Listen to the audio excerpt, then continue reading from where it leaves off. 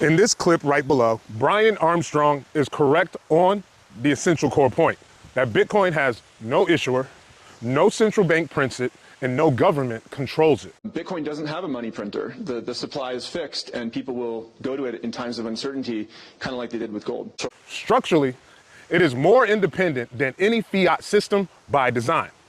And that independence is exactly why this conversation gets uncomfortable. Sorry to say that I trust more independent central banks with a democratic mandate than private issuers of Bitcoin, which have a very useful role. But Bitcoin is a decentralized protocol. There's actually no issuer of it.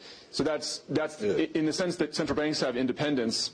Bitcoin is even more independent. There's no country or company or individual who controls it in the world. And so, anyway, I think it's a healthy competition. But I want you to notice where this exchange is happening. It's not on social media. It's not on Crypto X. It's happening at the World Economic Forum in Davos in 2026. Armstrong is sitting across from executive of the European Central Banking System. And when he makes the point about competition and independence, they laugh it off. It's a healthy competition because if people can decide which one they trust more, and I think it's actually the greatest accountability mechanism on deficit spending. See, that reaction is not accidental. If you read The Creature from Jekyll Island, you would know that the Federal Reserve wasn't created to encourage competition in money. It was created to eliminate it, centralize reserves, cartelize credit, and remove the rivals. So when central bankers dismiss Bitcoin or appeal to their democratic mandate, understand the pattern. This isn't ignorance, it's institutional memory. And here's the irony that most people miss. The Federal Reserve itself operates independently of direct government control. That independence shields monetary policy from voters. Bitcoin goes one step further. It removes intermediaries entirely.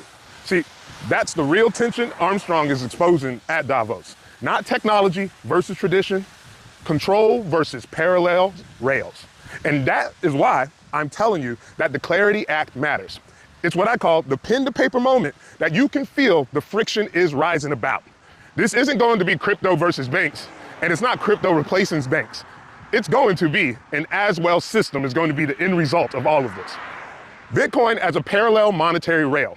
Banks adapting, regulation is going to catch up slowly, but within their own control. This is going to be messy, global, but inevitable. Now, let me zoom out one last layer. If you know, I've said for years that my investment framework is informed by the Fourth Industrial Revolution, the book written by Klaus Schwab. And if you haven't been paying attention, here's an update. Klaus Schwab stepped down, and Larry Fink has stepped in.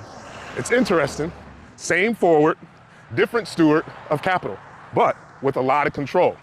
Now, I'm not the person who's going to try to tell you what to think. I just want you to see where the conversation is headed, because the people having the debate aren't speculating, they're positioning. And as I always tell you, decision makers are how we operate every day. We're pawns on the chessboard. So let me know your thoughts in the comments. Do you see this as healthy competition, emergent, or another chapter in defense of monetary control? That's the conversation that actually matters. And if you want more help in positioning yourself in this framework, comment the word strategy, DM me the word strategy, or click the link in the description below.